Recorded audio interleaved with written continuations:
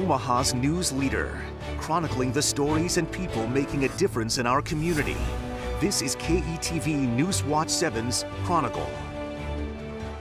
Good morning. Thanks for joining us. I'm Rob McCartney. You know, technology like the cell phone sitting near you or maybe in your hand, it's always evolving. So are the crimes and scams targeting you through email, text, or even by phone. So today we're getting a look at how local law enforcement solve those crimes and keep up with all the changes. Plus, the big scams crime fighters are worried about and how you can keep yourself protected.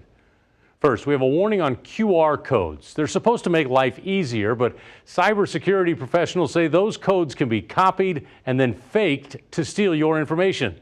The FBI's cybercrimes team says there are more and more of these frauds, and KETV News Watch 7's Sarah Feely has their advice on how to avoid being scammed.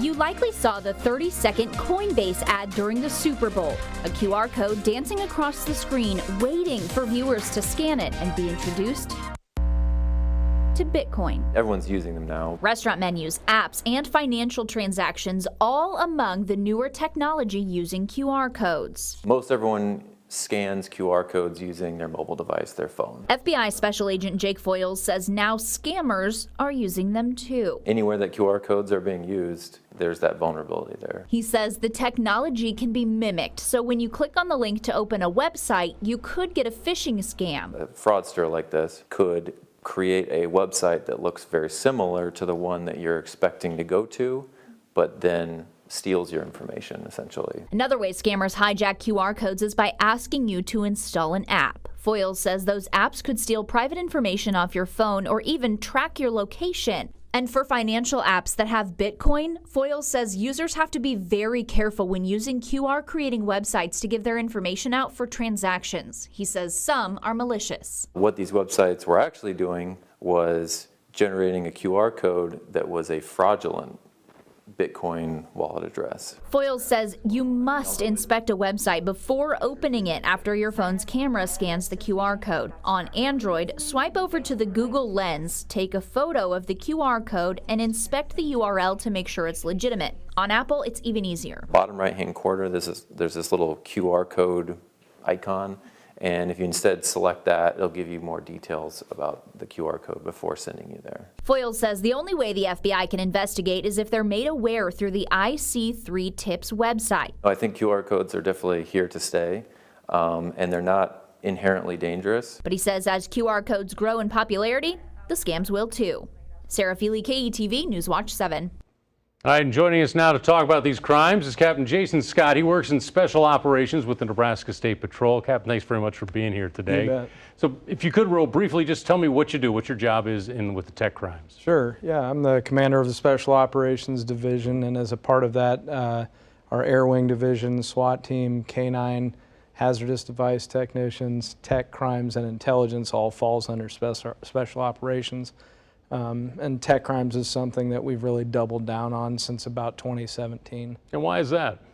There really isn't a component of any crime that we investigate that doesn't have a technological piece to it. All the way from a traffic citation to fraud and assaults and drug transactions, everything we deal with seems to have a technological piece to it, and it seems to be growing every day, and we want to stay ahead of that and keep up with it. And you mentioned that. I mean, tech is always changing. It is always growing and evolving. How do you keep up? I mean, do you have experts just to look specifically at what's latest and greatest? It's tough. We can see trends that are occurring, but technology like your computer, you know, it's a very short shelf life before it's outdated and something new is out there. Criminals and crime is no different, the use of technology to facilitate crime. And we try to stay a step ahead on the public safety side so that we can investigate and stay online with the same technologies that's being used to perpetrate the crimes. Is that hard to do? I mean, it seems like that would be frustrating sometimes because something new comes up that you never saw coming. It can be extremely frustrating, but we've got people who are trained and that spend their careers doing nothing but looking at technical crimes or the use of technology to facilitate crime, and they have an immense amount of training and an immense amount of experience. And you mentioned use of technology. I saw a tweet of yours from a couple of years ago, about a year and a half or so ago.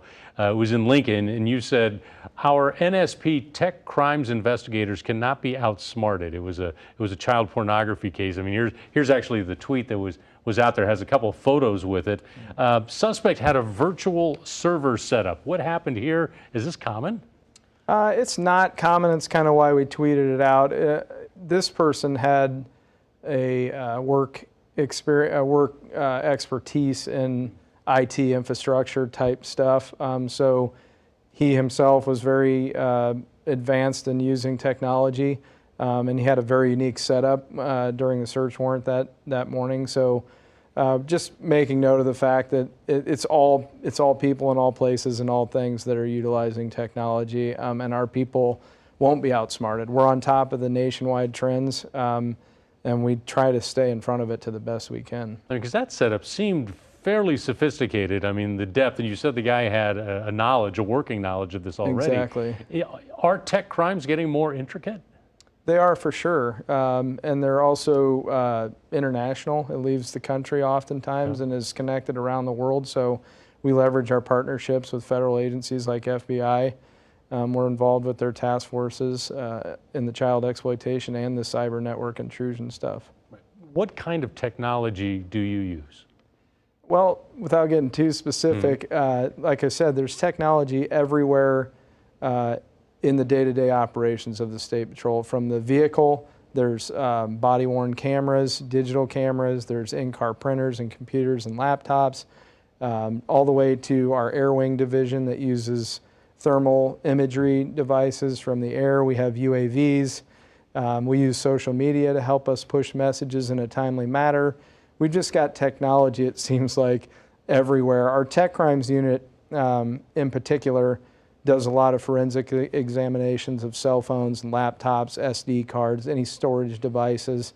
Like I said earlier, there's a technological piece in almost every crime we look at. If nothing else, there's generally a cell phone. Cell phones themselves have become very complicated. I mean, the amounts of storage that we used to have on a flip phone, 8-10 years ago was nothing.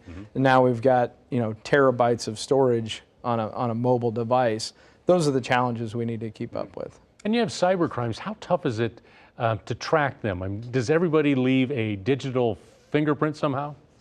There is. It's difficult, but there is ways that we can track and share communication on where attacks are happening in regards to IP addresses, where they're coming from, things we can block.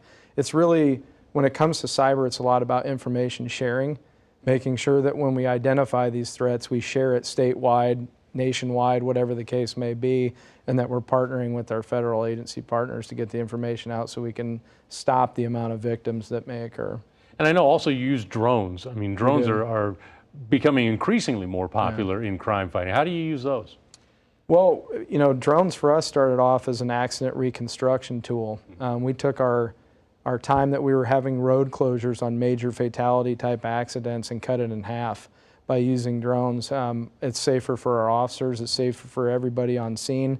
It reduces the amount of road closure time, which ultimately has a financial impact for the trucking industry and the state as a whole. So we took our road closure time from about an hour and 45 minutes down to about 45 minutes with the use of drones. But as you said, it's growing everywhere. We use it on wildfires, floods, missing people, looking for fugitives, tactical situations. I mean, we're really just trying to leverage the technology to make sure it keeps everybody safe and that it helps us be efficient and effective with what we're doing. And looking at all the tech crimes that are out there, drones, use of drones, use of cyber, any advice for someone who's watching of what they should be watching out for? Scams, frauds, anything? What is the biggest challenge right now? There's a lot of phishing scams with regards to emails. There's a lot of child exploitation. Really, it's just an awareness of what you're doing with your technology. Whether it's your child, make sure that you're monitoring their online involvement and who they're having contact with, all the way down to your own personal email account. It's about having an awareness, and if something doesn't seem right, it probably isn't. Follow your gut on this. Yeah, exactly. Captain, I appreciate you being here today. Thanks. Thank you. Well, still ahead, a little device is causing big concerns. A woman says someone is using a hidden Apple AirTag to track her car, and she's not the only one this is happening to. You're watching KETV News Watch 7's Chronicle.